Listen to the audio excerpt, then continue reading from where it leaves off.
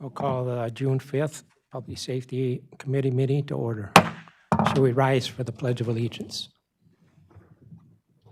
I pledge allegiance to the flag of the United States of America and to the republic for which it stands, one nation, under God, indivisible, with liberty and justice for all.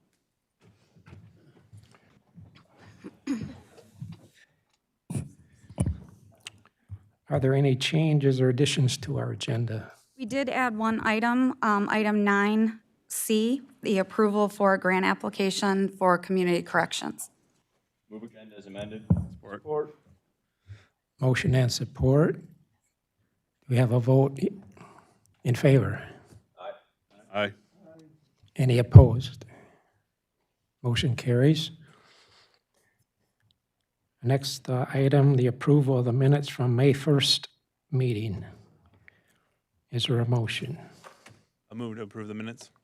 We have a motion and support. All in favor signify aye. Any opposed? Motion does carry. We have time for a limited public comment. If there's someone like approach the podium. Seeing none, we'll go on to our next item. Sheriff's Office report. Anybody from the Sheriff's Office? Oh, there we go. Thank you, Commissioners. It's been a long day. Appreciate your time you're spending here, this fine room. The highlights for May of 2025. On May 1st, we had a disorderly resisting and obstructing up in Delta Township. We received several calls for disorderly male causing problems during his first half of the shift. Deputies were able to locate him after the third call of him urinating at the Aspen Dental. When deputies attempted to arrest him, he resisted and ended up going to jail on several charges. May 2nd, possession of cocaine with intent to deliver. A deputy made a traffic stop on a male driver who we determined had several outstanding arrest warrants in Lane from Lansing, East Lansing, and Ingham County. Our K-9 indicated on the vehicle for the presence of narcotics. A search of the vehicle located multiple individual baggies of cocaine, a scale, and a sum of cash. The driver was arrested for felony offense and possession with intent to deliver cocaine. May 3rd, possession with intent to deliver narcotics. A deputy made a traffic stop on a vehicle leaving the Travelodge Motel in Delta Township.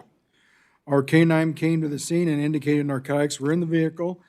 A subsequent search located methamphetamine, scales, baggies in the vehicle. The driver was arrested, felony offense for possession with intent to deliver methamphetamine.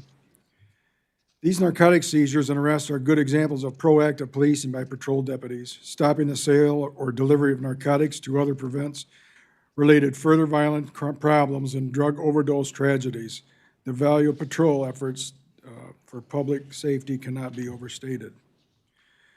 Years ago, there used to be a forfeiture law, which you had a certain amount of drugs in your vehicle, or if you had a certain amount of cash on you with drugs, all that stuff used to be forfeited. The law has changed and you can't forfeit that anymore. That gave a lot of jurisdictions additional revenue because we don't keep the vehicles, but the cash we could use, but the vehicles are sold. But that law has changed. Those days are gone. It's too bad. It was a good prime example of don't deal in drugs and you won't lose your property. On May 6th, suspicious subject, a resident on Barefoot Acres Lane called dispatch about a person walking 1/2 mile down his driveway and confronting him about a trail and threatening him, causing fear. Male was gone when deputies arrived, but they located him walking down Williams Road. The male was a parole absconder. He was on parole for a conviction of armed robbery and felony firearm. He was arrested for his parole violation warrant. Deputies believe he was casing houses in that area for possible home invasions. Another good call by our deputies.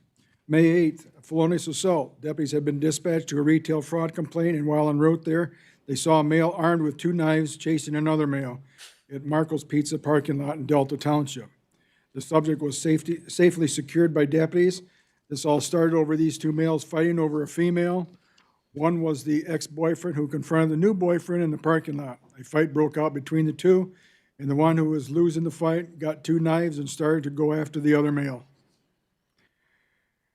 Oh, boy. Our deputies' quick intervention prevented anyone from being stabbed, and the knives, both males had injuries resulted from the fight, which needed medical treatment and were transported to different hospitals. Here's a good one. May 10th, at a sporting event in Delta Township at the Mount Hope Park. A large fight at a soccer tournament. Parents had stopped pushing during the game, and then another person began yelling. The opposing soccer coaches of the 6-year-old players, good role players, began arguing and fighting on the field. One of the coaches was pushed down and the shirts were ripped. A second fight started when a parent went after one of the coaches. This parent was identified deputies who had discovered he had outstanding warrants out of East Lansing. When deputies were arresting him, his wife got mad and took her sweatshirt off, took a fighting stance, and said deputies would have to arrest her too, and ran at them, resulting in her arrest. You just can't make this stuff up. She was intoxicated and had an outstanding arrest warrant. One of the coaches involved in the fight was also arrested for an outstanding arrest warrant. Well, they're showing those 6-year-olds good lessons in life. May 13th, a felonious assault. Deputies responded to a report of an assault with a pistol on Spinnaker Drive. A male resisting at this residence with his new girlfriend when the mother of the child and her sister came to this residence to cause problems with the male. One of the females gets out of the vehicle with a black handgun and points it at the direction of the male. The other female grabs her and they get back in the car and flee the area. This is being further investigated for the issuance of charges.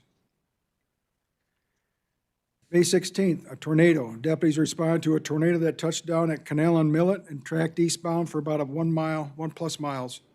2 semis were blown over at the Millet Highway. A building on Millet was struck by the tornado, causing damage. Many electrical poles were snapped, causing wires down on the roads. Canal Road between Mount Hope and Davis Highway. Kreitz Road was closed from Millet to Mount Hope Highway until these roads were made safe to travel. It's quite the mess up there. On West Saginaw, the 5600 block of West Saginaw, deputies responded to an attempted breaking and entering at Puff Puff Tobacco. A white male had attempted to kick in the front door, but was unsuccessful. He fled south toward the Plumtree Apartments complex and was located by deputies and secured. The suspect was a juvenile and was turned over to his dad pending issuance of a juvenile petition. May 20th, fleeing and eluding. At 4:30 a.m., 2 suspects in a vehicle fled from deputies during a traffic stop. The vehicle turned and went the wrong way down I-69. Stop sticks, tire deflation devices were deployed in front of the fleeing vehicle, which slowed it. Because the vehicle was traveling the wrong way down the expressway, endangering others, deputies forced the vehicle off the road to end the pursuit. The driver was arrested for several charges. May 26, deputies assisted the Lansing Police Department on a felonious assault where gunshots had been fired into a building by occupants of a white SUV. This vehicle was located by Lansing Township officers in a driveway on Mitchell near Edgemont. Deputies assisted with establishing a containment perimeter around this residence. One of our deputies flew over an aerial drone for Lansing Police Department during the track of the suspects and found 2 people via drone video near a trash dumpster that were eventually taken into custody. An AR-15 pistol believed to be used in the shooting was found on top of that same trash dumpster. May 31st, deputies responded to Delta River Drive on a report of a runway missing juvenile with cognitive issues. The juvenile male had left on a bike, and for about 2 hours it was reported that he had often visits the parks on Delta River, but had always received permission first. Deputies began searching for him and finally located him at the Ollie's store. He had been to stores on both the east and west side of the township and was pretty hungry and thirsty, but otherwise fine. That's the gist of the report for the month of May. It's summertime, we finally got some warm weather, so I expect the calls to go up even more. Thank you, Sheriff. We have a question for the sheriff then. Thank you, Mr. Chair. Sheriff, thank you for your report. Going back to that, the confiscation of the vehicle and those things. Is that a federal law that was changed or a state law? It's state law. State law. What's the possibility we could ever get that reinstated? Got to take some legislative action to get it changed. I think it's the right thing to do is seize their vehicle, seize their cash, where they don't get it back at all. It used to be very revenue generated when police departments were able to seize that property and not return. It's going to hurt the criminal. That's what it's supposed to do. That was intended. But our legislator changed that law, which was, I think it was wrong. I agree. Thank you. Would it be any other question, Commissioner Arndt? Going back to an April 22nd incident, approximately 1:29 p.m., Eaton County Sheriff's Office was dispatched to a shooting which occurred in the 8,000 block of North Cochrane in Roxanne Township, which is in District 1, which isn't represented on the board right now. And That's April report, right? yes, it is. I don't have an April report. Well, Was it deputies responding or was this MSP? deputies. I don't have any, Jeff, you have the information on that? I don't. What is your question, sir? Essentially, it just says at the end of it, there is no further information at this time, which at the time, yes, I'm trying to see if there's anything more came out regarding that situation. I have not been briefed about any new updates on I the haven't either. investigation about that. I haven't How about either. I check and find out an answer for that, and I'll give you a call. Thank you, perfect. You're welcome, sir. Any other questions? Thank you, Sheriff. As item B, as a resolution to authorize application, does anybody can shed any light on that for us? Under Sheriff, did you want to talk?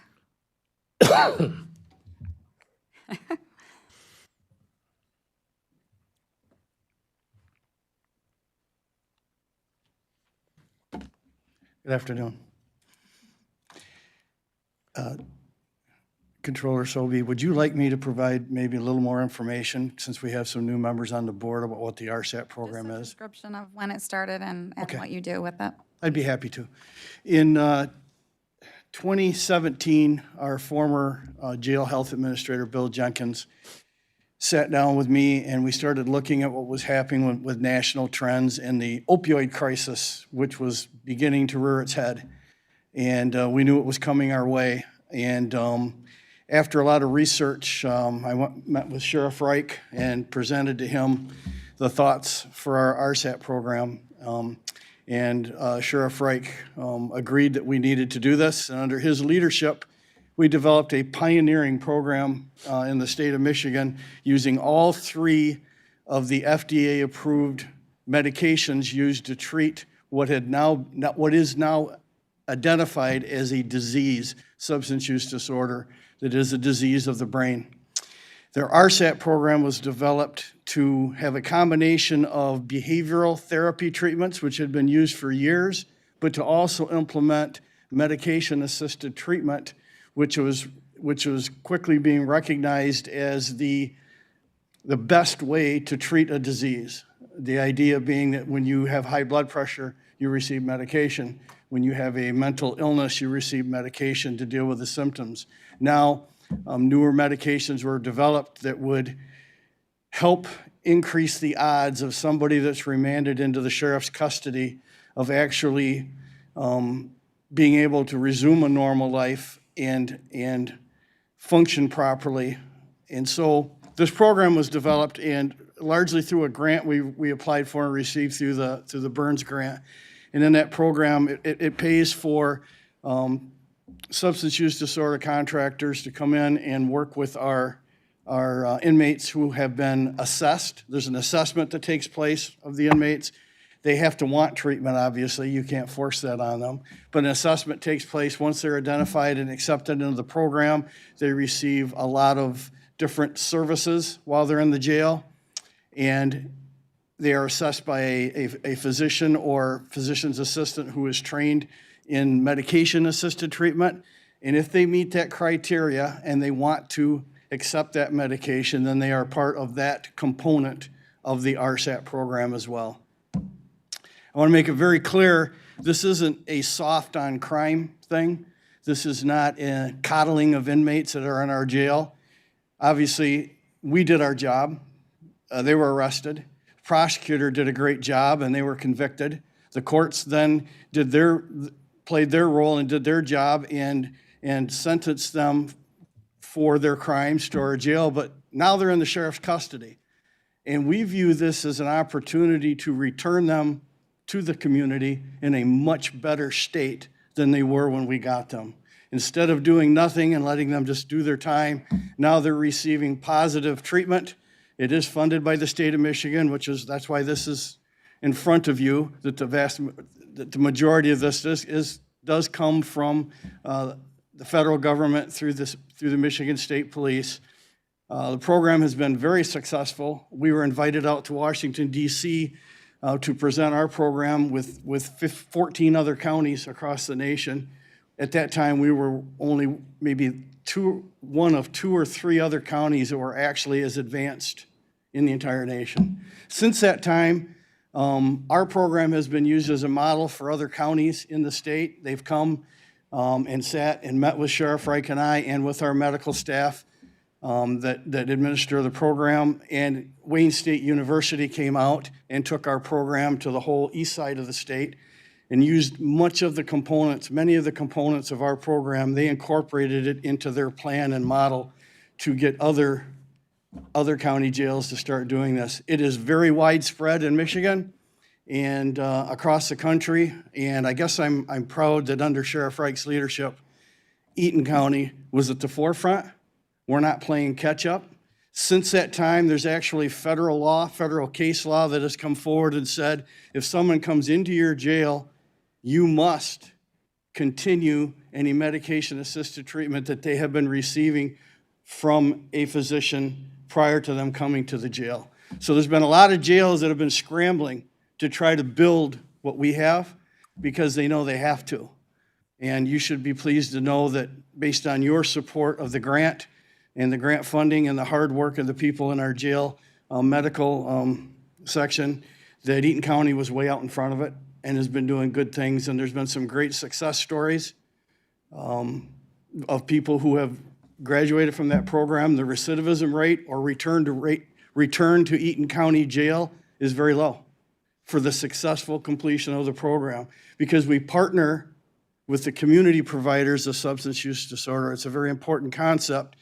They receive pre-discharge planning so that when they're about done with their jail sentence here, they are given a warm handoff so that either the behavioral treatment and medication treatment in the community is continued and not just dropped. And what it does is it prevents people from, when they're being released from the jail, to going out and shooting up again with the same amount that they had before they came to jail and immediately overdosing and dying. It reduces the possibility of that tremendously. But the bottom line is we believe it's an effective crime reduction strategy too.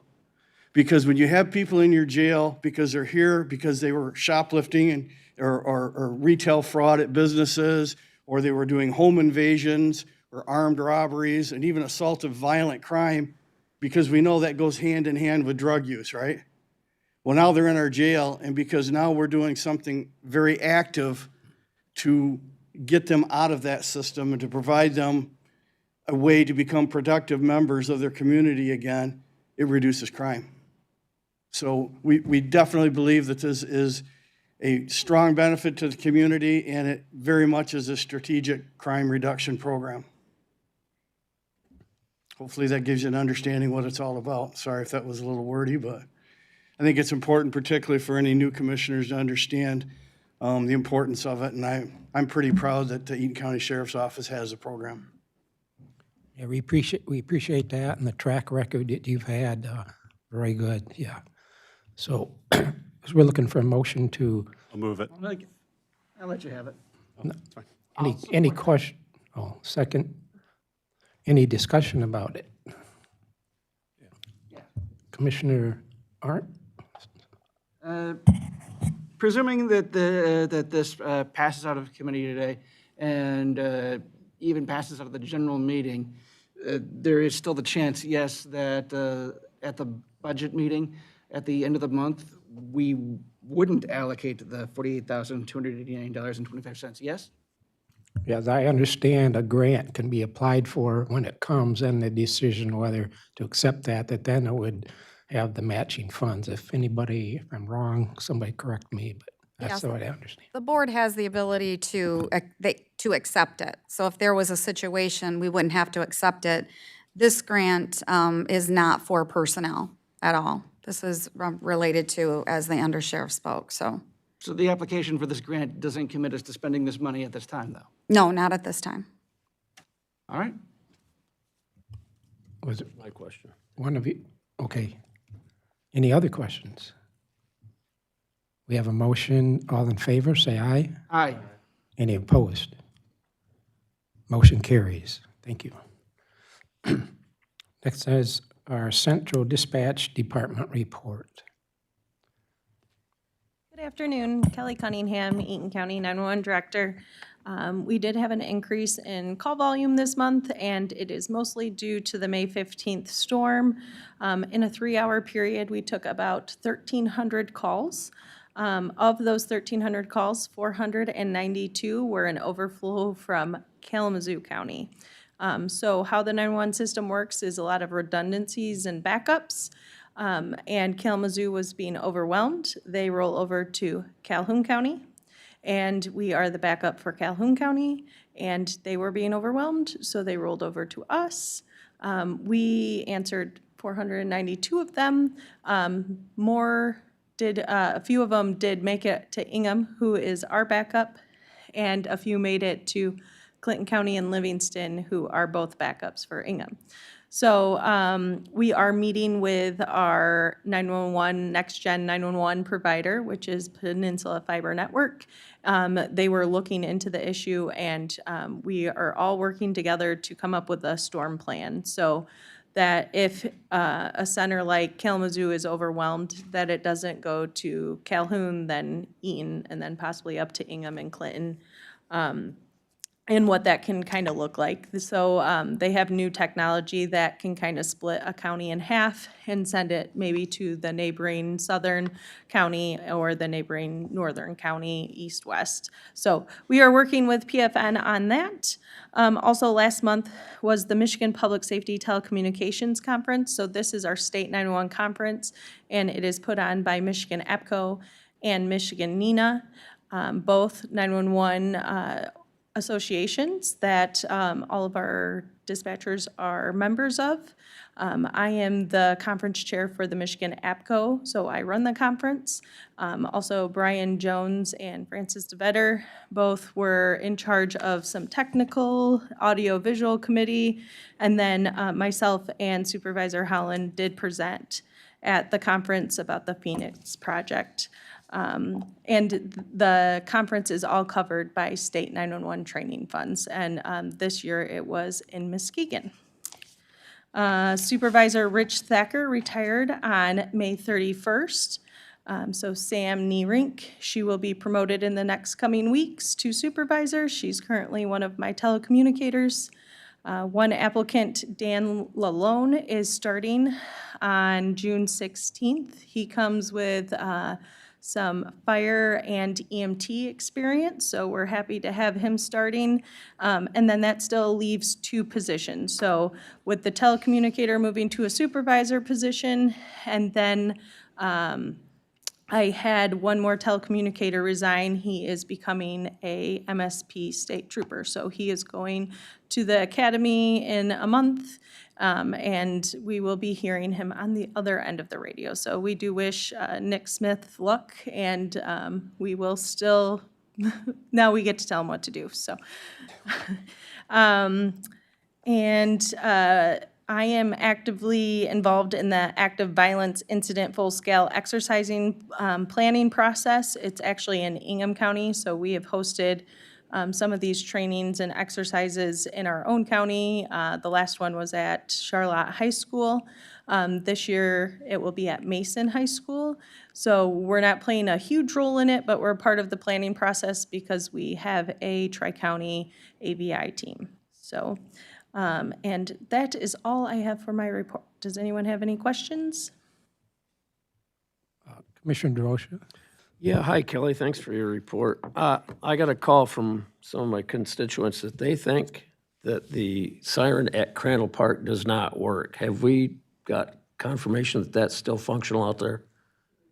Showing as functional, however, I will have to look into that, and I will contact West Shore, which is our vendor, and we'll have them check it out. That's the first I had heard of that. All right, thank you. So we have a system in dispatch that shows all the sirens, and we check them on a daily basis and make sure they're all green. We do pull them on a daily to make sure that they're working, the battery's operating, it's communicating, doing all those things. So right now, the report says that it's working, but we can call our service provider and have them take a look at it and make sure it's working. Just so you know, so the siren that was put at Crandall, if it's helpful, I still have the audio testing that shows, because we purchased a used one. So the radius on it basically covers the park and part of the neighborhood across the street. We did offer to Eaton Township, if they wanted to purchase a larger one to have it reach further, they could, and they rejected that. So we went with the used one that we bought from Mylan. So if that's helpful also, if it is in working condition, everything checks out, I can share that audio study with you. All right, thank you. You're welcome. Any other questions? Thank you, Kelly. Thank you. So we have item 8, the Emergency Management Department report.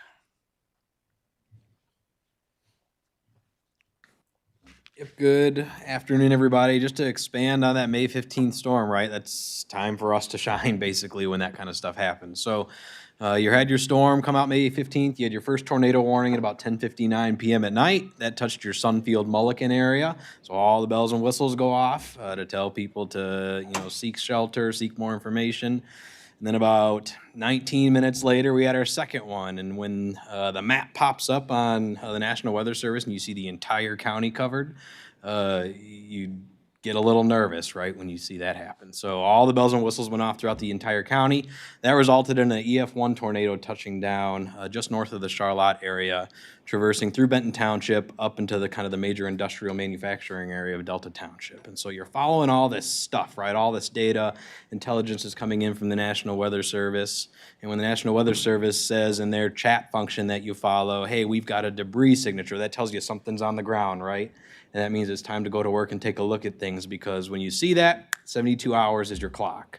You got to get a damage assessment in. You got to put that data into the Michigan Critical Incident Management System, because if you reach certain thresholds, that's where you're going to get, entitled to different programs, whether it's at the state level. If it's big enough, maybe it reaches to the federal level, right? So immediately went out following that, and it was just really difficult travels across that part of the county. We had the intel, we knew where the path was, but I had trees down in roads, blocking roads, power lines down. Just determined that it really wasn't the best time to be out and do that. So I actually headed back to my office at about 2:30 in the morning, took a really quick snooze and said, we're going back out at first light. And that's when I met up with Ella.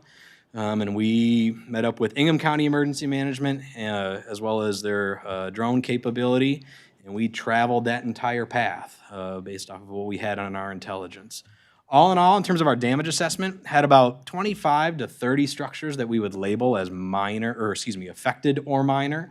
Probably another 5 that you could label as minor. You might be able to argue major as well. We had one destroyed structure. If you saw on the news, that was the barn over at Hidden Creek Farms.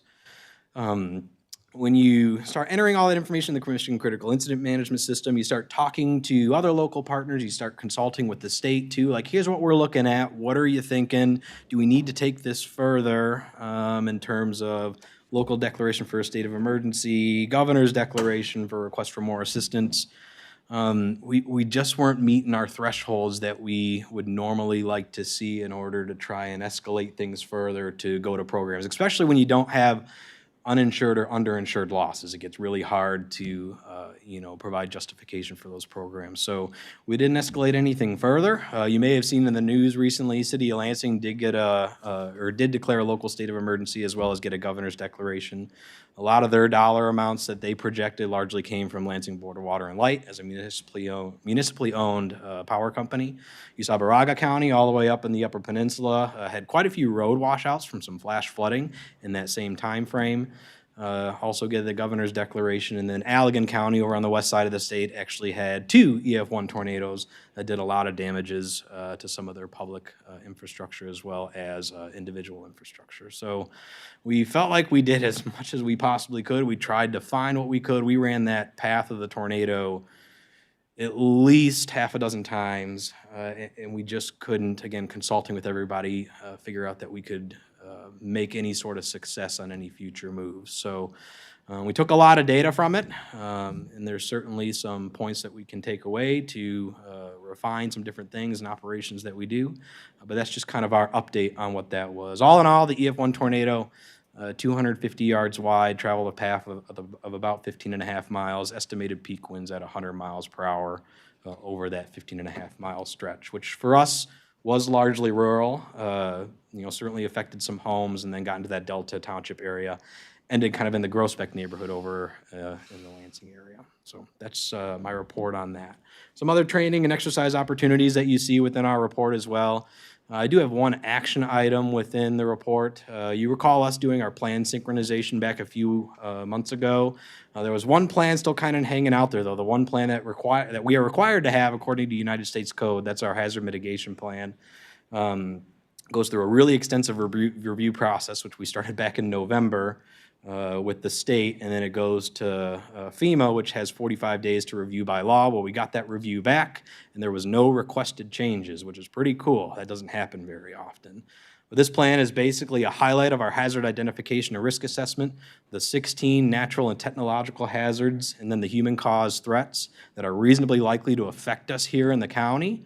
It studies those, it analyzes those, and then we say what projects, what actions can we take over the life of the plan, which is 5 years, to try and mitigate those threats and hazards. So some really simple ones. We know, especially in a small office like ourselves, but coordinating and collaborating with many partners, we know that we can say, hey, you need to have multiple ways to have alerts and warnings. You hear me say that all the time, especially with our storms just a few weeks ago. We know that we're going to participate in Severe Weather Awareness Week as a public information and education campaign each year. We know we're going to participate in Winter Weather Hazards Awareness Week, which happens in November each year.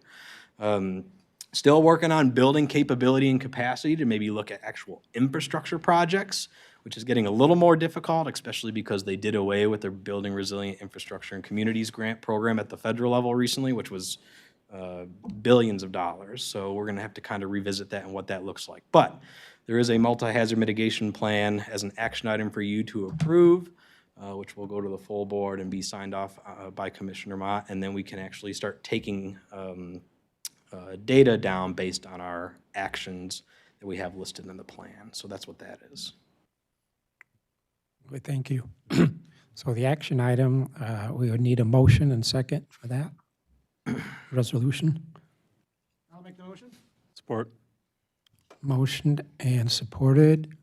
Any more questions or discussion? Seeing none, all in favor say aye. Aye. Any opposed? Motion carries. Just one more thing. I do feel compelled to, I just got off the phone before I came here with the Washington Post. I had let Logan know that I was going to do a quick interview with them.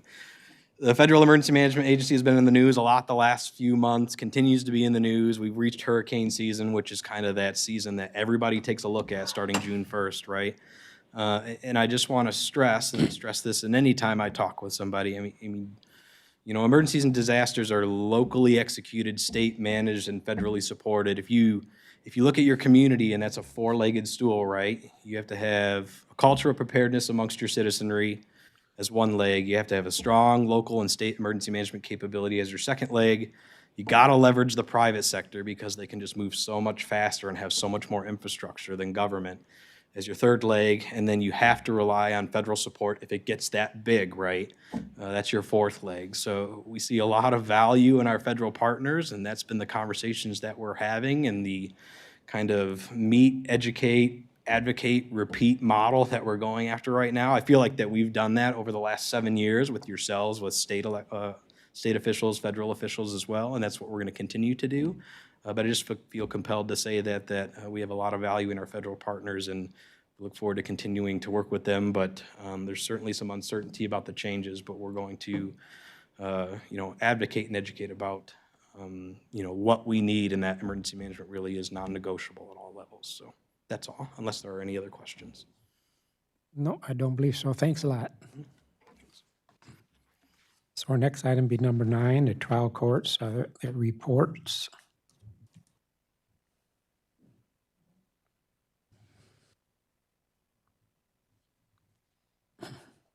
Good afternoon, Amy Etzel, Court Administrator.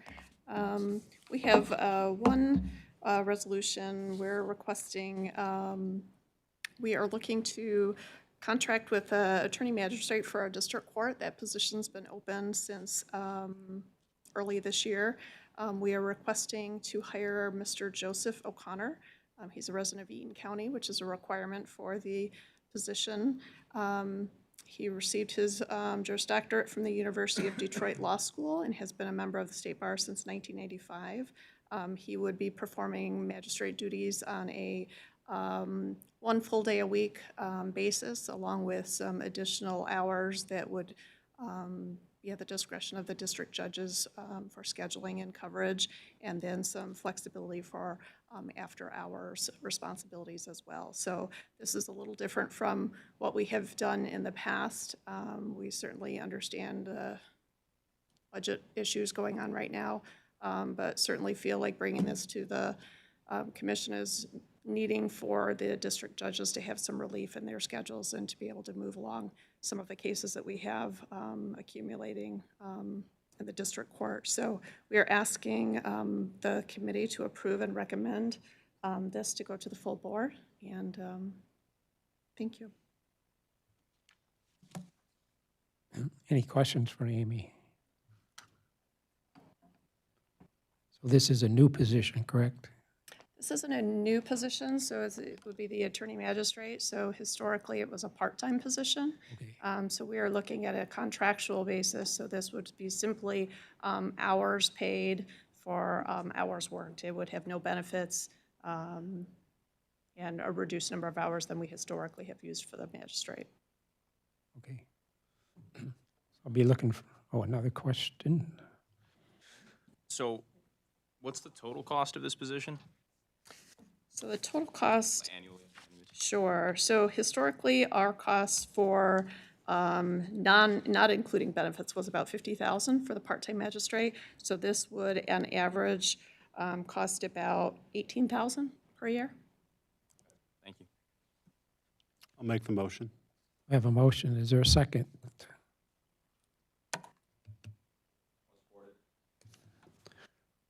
Motion and supported to do this. All in favor, say aye. Aye. Any opposed? Motion carries. Thank you, Amy. And Mr. O'Connor will be here at the next full board meeting to introduce himself for that. Thank you so much. Is there anybody else in? I see one.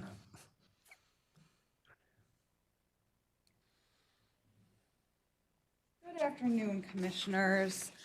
I am Melanie Achenbach, the Director of Eaton County Community Corrections. On April 3rd of this year, you were presented with multiple resolutions to approve grant applications to support the Community Corrections Department's programs, as well as the problem-solving courts in Eaton County. I want to sincerely thank you for the approval of those resolutions. Historically, the Office of Community Corrections Grant, or PA 511 grant, is due in May. This year, the State Office of Community Corrections moved to an electronic grant application, pushing the submission date of that grant from May to June. Due to the change in that submission date, Eaton County's local Community Corrections Advisory Board meeting was also rescheduled from April to May, meaning that Eaton County Community Corrections Advisory Board reviewed and approved the OCC grant application for submission after this committee and the full Board of Commissioners had the opportunity to approve the application. The State Office of Community Corrections requires that the local Board of Commissioners review and approve the OCC grant application for submission after the Eaton County Community Corrections Advisory Board does. So I'm back before you today asking for a motion to submit the fiscal year 26 Office of Community Corrections grant application as written and approved by the Eaton County CCAB on May 21st of this year.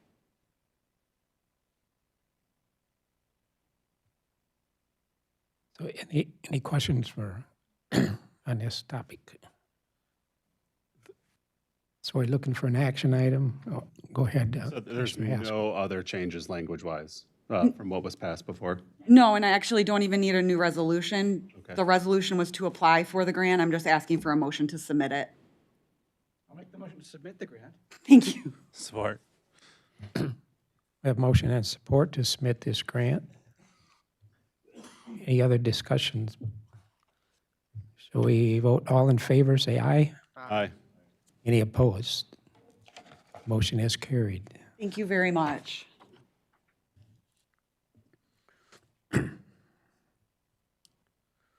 Next on our number 10 on the agenda is Prosecutor's Office report.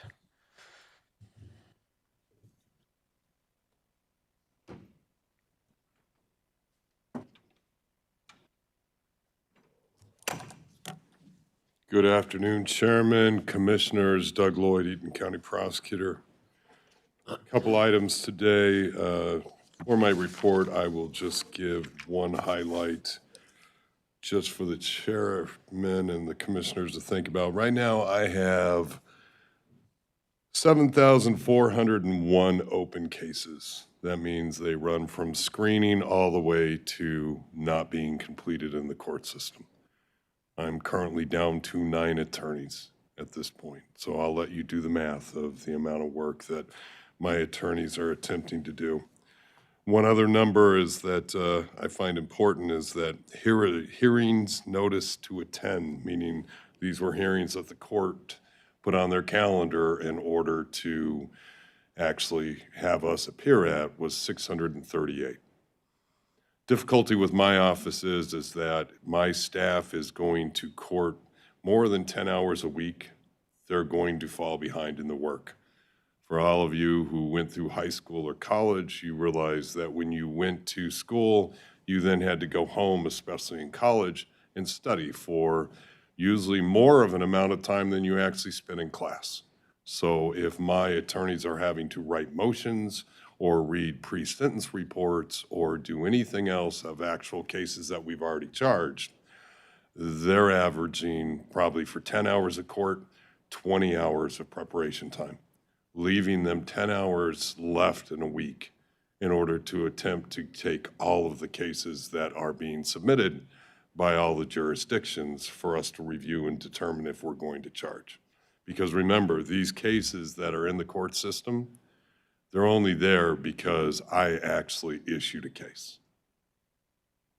If I didn't issue the case, then they're not in the court system. And as I've reminded you before, the prosecutor is actually the original public defender, because we have to make sure we can actually charge the case before we do so.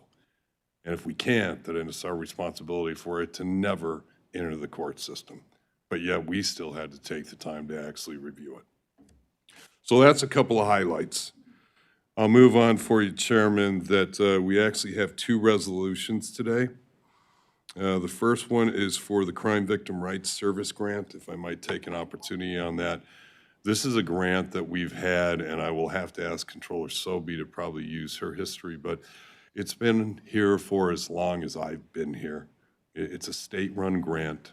We've never actually brought it before the board before, or if we did, it was the original first time, probably back in the 80s or 90s when crime victim rights was actually brought into state law and actually brought under the Constitution. See, here's the thing. We always think about the criminal justice system, we think about the defendant. But yet, in cases where there are a victim, victims have rights. They have rights under the Constitution that they will actually be acknowledged, that they will be advised, and they will be heard at the appropriate times when they are going through the court system. For that to happen, I need help. And so I can tell you that all 83 prosecutors' offices across the state have an individual that they call a victim advocate. In my office, I have 2.5 victim advocates. This is up from what used to be 2 victim advocates that we had approximately 2014. That current board actually moved me up to 2.5 victim advocates. And their sole responsibility is to make sure that victims are being heard. When a case is sent to our office by the local agency, my victim advocates will be advised about it, and they will reach out to the victims. They will explain to the victims what the court process is, what may occur, what information is going to happen for my people to be able to charge a case, and then if we do charge it, what the system is going to look like for them. Some of these processes are quick, some of them aren't. When we talk about a murder case, there are victims that my victim advocates and my attorneys deal with for over a 2-year period of time before we work it through the system. They are a vital piece because not only are they there for the victims, but they're helping the courts as well, in the sense that the courts also have a responsibility when they come to victims. They have to make sure that they are actually listening to the victims when they're making a determination on a defendant's case. Victim impact statements are a piece of that. My victim advocates are making sure that victim impact statements are actually being created, that they're being delivered to the courts, so that the courts have all the information that they need in order to effectuate a fair and just sentence. So, the state has proposed, each year the state gives money for victim advocates, and it's varied on the size of your county as to the amount of victim advocates that you actually receive. For my office, that's a portion of 2.5 people. Now, I realize that you've already cut 4 employees in my office in your proposed budget. These are employees that are actually still working. So in reality, I'm already paying them, but I am getting a benefit because the state is actually paying a piece of that money.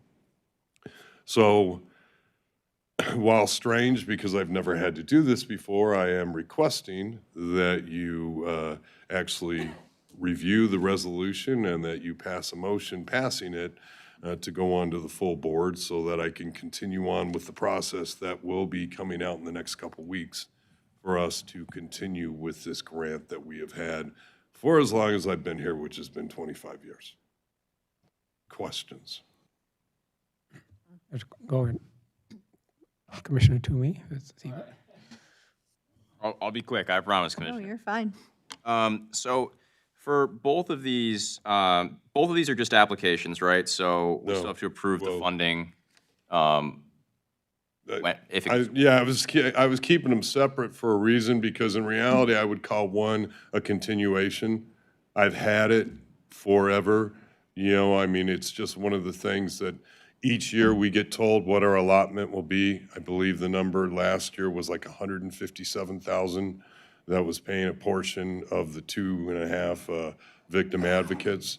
And so we'll be advised by the state how much money we're receiving if we haven't been already.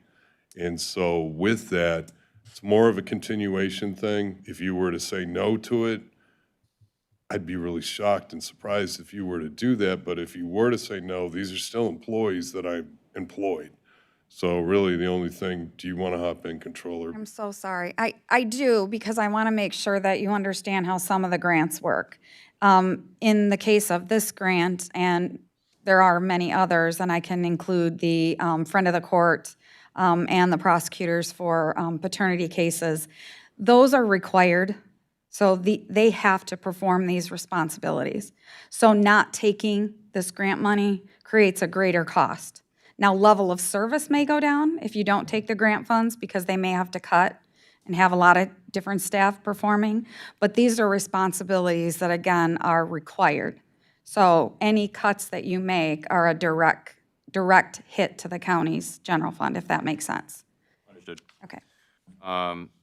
Okay, well, if it's it's a mandatory service, so that about solves that for me.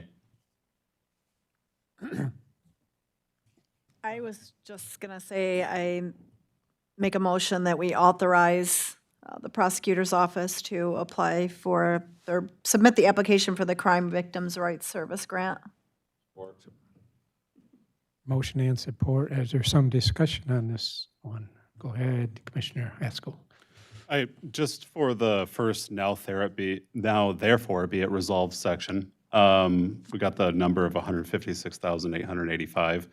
I know you mentioned it was roughly that last year, but we won't know that official number until the state comes back to you. Actually, Melissa created this, and I do. He's want- walking right behind you. I want to give credit to Melissa because she has been very helpful in regards to this, and I believe this is actually the number we received, the 156, correct? Yes, that is what was included in the letter from the state. So every year they look at it and say, it's this amount, and they send out an official letter. Every 2 years or every 3 years, they also include money for technology replacement costs. So that's the only time you see any major fluctuations. Okay. So, but this is the official amount. Okay, cool. I just want to make sure we weren't going to accidentally shortchange ourselves here, but We have a motion and a second. All in favor, say aye. Aye. Any opposed? Motion carries. Thank you. The second one that I will speak to, and Commissioner Toomey, I'd be happy to answer your questions with that. This is a resolution to authorize application for a stop grant, a stop violence grant. Years ago, in my office, I actually had a stop grant. And basically what that is that is the funding for me to have a intimate partner domestic violence attorney. So this is an attorney who actually does nothing but handles domestic violence cases, strangulation cases, and sexual assault cases that deal with intimate partners. For a long time, we actually had a dedicated stop grant. Unfortunately, in 2019, that was lost from our office. And after that, we slowly began moving away due to personnel changes from having a dedicated domestic violence attorney. And domestic violence is a unique crime. It's unique because you are talking about two individuals who care about each other, love each other, you hope, but yet have ended up in, a situation where power and control has now caused this relationship to turn toxic. On average, it takes 12 calls of a victim when they call 911 in regards to domestic violence for them to ever consider following through on a domestic violence complaint. And so that means that is a requirement that one individual, actually be involved from the very beginning. So a domestic violence attorney is actually going to review all of the lodged domestic violence cases that come in whenever possible. They're going to be reviewing the strangulation cases, which are felonies, sexual assaults, which are felonies, because it demands that they have interactions with the victims from day one, which with the resolution you pass, that's an intricate part that my victim advocates are involved in. They're immediately calling these victims to attempt to find out where they will be in the process. My domestic violence prosecutor is actually there to make those initial phone calls. And in reality, two of the judges that sit on the bench were former STOP grant recipients, domestic violence prosecutors. I'm sure that even if they didn't want to, they would be willing to come up and explain the trauma caused to them personally working the positions that they did, because it is something where there is never a break. It's not fun, and you're dealing with people that are in some of the worst situations of their life at that particular moment. So it began to happen that after we lost that grant, and then we lost the people that were working that it became difficult in my rehiring to find a person who had the passion, who wanted to actually do this. And I've been fortunate enough to find a prosecutor by the name of Prosecutor Marty, who came in and had a long sit-down with me to explain that she actually is interested in working with these particular types of victims. And I'll be honest, I ran the economic crime unit for, 10 years for a reason, because I'm really good with money and I understand those cases, and their victims are totally different than a domestic violence victim. It takes a special person who wants to actually try to be a domestic violence prosecutor. So this is already an employee I have. But when the STOP grant came open, which only comes open every 3 to 5 years, so this is why it's been the first time that we've actually applied for it, I saw that as an opportunity, as well as Andrea Marty did as well, because she was one who actually, her and Controller Sobey both actually were the ones who gave me notice that it was actually available. And so with that, I am requesting that you pass this resolution, because in reality, I already have an attorney here. I'm already paying that attorney. Unless the board is to cut me more, which will bring a whole different form of angst and anger to me, I assume she will continue to be working here. So what, in a sense, I am doing is actually generating revenue. Now, I realize that there is a match of 25% on it. You have up to $400,000 that you could have, and a 25% match would be required by the county. Remember, and I only know this because Melissa took the time to actually explain it to Andrea and I earlier today, that matching means things like telephones, computers, all the thing that IT provides, office space, space to meet with victims, things of that nature are already considered matching funds. And those matching funds are already things that we actually give our victims, but receive no compensation for. I mean, that's the thing you got to remember, right? And it's the thing I've said to you, if I've said it once, I've said it a million times. My budget is only directed by what you, the commissioners, give me. I don't have MIDC money. I don't have state funds unless that I can find them. I have found a fund here that if we were to apply and receive, it would be money that would allow us to supplement an attorney, potentially a second attorney if that time and place came, and a legal assistant for the work that would be done. I'll leave it there, Chairman. Thank you. I have a question, Commissioner Haskell. I'd like to make a motion to authorize application for Stop Violence Grant. Support. Motion and support. Any other question or comment on I do have Christensen? a question. Thank you for explaining all that, but my question is, you had said you had this STOP grant before, ended in 2019. I believe it was. Was there a specific reason why it ended? They make choices as to who they pick. Okay.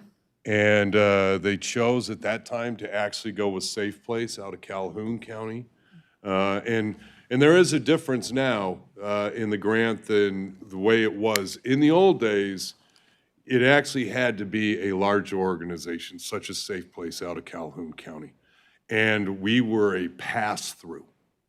So the prosecutor actually, and at one point during the SOP grant, the pass-through actually was that the domestic violence prosecutor actually worked with Berry County and Eaton County. So there were times that when my prosecutor was over there, going over to Berry County, actually doing domestic violence cases, or was going to the shelter in Berry County, as well as working over here. The grant now has been changed, which does not require me to be a pass-through. So I am actually, Eaton County itself is applying for it, and we're not relying on another organization to actually do the grant with us be the pass-through to it.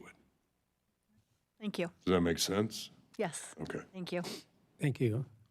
I see Melissa had some to share, or just ready in case. You got to correct. I was just ready just in case, but Prosecutor Lloyd spoke. I assume Melissa was going to stand up and correct me like Controller Sobey does. No need. She's No need. back. Good. She's good backup. Anything else? A motion and support. All in favor, say aye. Aye. Any opposed? Yeah, it passes. Thank Unless you you. have questions for me, Chairman, my report's completed. Appreciate it, sir. See you at the picnic and I have subsequent meetings that I don't believe I'll be able to attend. shame. Yes, I know. Next item, miscellaneous. Were there any miscellaneous from the staff? Well, we don't have anything miscellaneous. If you'll indulge me, I'd like to speak a little bit to kind of what went on today. If you didn't hear, we did pass a tentative agreement, financial agreement with Delta Township to continue to provide police services. This is a huge accomplishment for my office. It is a huge benefit to the sheriff's office, to Delta Township. It's a lot of hard work. The intent behind this, as you know, we were going to do away with all of our road patrol. Delta Township was paying a computation that was done, so there was an SEV credit. When Delta Township approached us, they knew that we were not going to be able to work under that same contract, that they needed to cover our costs and above to cover all of the service costs in the county. So we did work out an agreement. We'll work out the language. I just want to say this is a very positive thing for the county. It still does not help us with the rest of the county at this point, but in the event, revenues improve some year, we will now have a foundation to grow a police force further. And then I also want to say, you heard about 3 different grants today. One with the sheriff's office, one with the court, and the court has had multiple last month and the month prior, I believe. And then you heard 2 with the prosecutor's office. So the theme and questions that you asked are really good questions. And that is about what we've been talking about, the budget. If there's a county fund, general fund appropriation that has to be made in order to continue the grant funds, that is the consideration of this board. So when you ask whether or not, the county has to provide service, whether or not, we have to accept the grant, they're all great concerns. But all of these grants that you talked about, I want you to understand the theme, and if you didn't catch it, I'll tell you. When the sheriff talked about the RSAT grant, undersheriff, you heard that he talked about the fact that the prosecutor had to be involved, the court had to be involved. They link, right? You also heard when the courts talked about their grants, this was specialty courts, community corrections grants, all of those things work together. So while the county is participating in these and do have general fund expenses, all of these things activate together to provide a better justice system, which is what you're looking for. What the public should know is that when we don't have money, you lose potential grants and money coming into the county. And those are decisions, and for board members that aren't here, that are going to be really tough. But I want you to understand when the June 27th meeting takes place, that's what you're going to hear. You're going to hear how every single thing that happens in the county has a domino impact. So it's impacting, causing more work. Delta Township contract. Now we're going to have more officers that are localized to Delta. And we have a violent crime initiative deputy. All of these things create more cases, more assistance they may need from the prosecuting attorney's office, and everything goes into the court system. So everyone is going to be impacted. And I'll bring this up again, and I'll speak for all the departments. They're going to be telling you this. So from the public safety perspective and your leadership in this part of the process, just pay attention to what the impact will be to everyone in those departments and additional departments. So I just want you to be aware. I want you to feel free to reach out to me. We can give you grant statistics that we have for financial impact. These offices can provide assistance to you on any numbers you may want. And commissioners, please call the departments because they have valuable information to give you. And I'll speak for all of you that are out there. They're desperate to ensure they can continue to provide the services they do right now, just like every department. So I say it because there was a lot of grant information today. So I'm done. Thank you, Connie.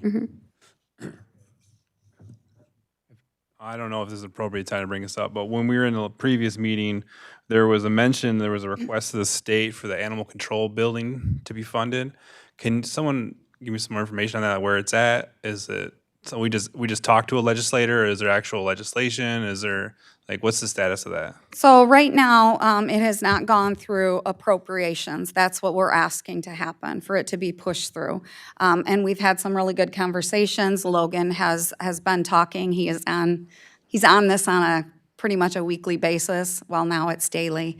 I will be having a conversation tomorrow on it, Chairman Mott and I. So we're working on that. But you're kind of at the will of whatever's happening in the state budget, right? So if they work faster, then, we may find out something quicker.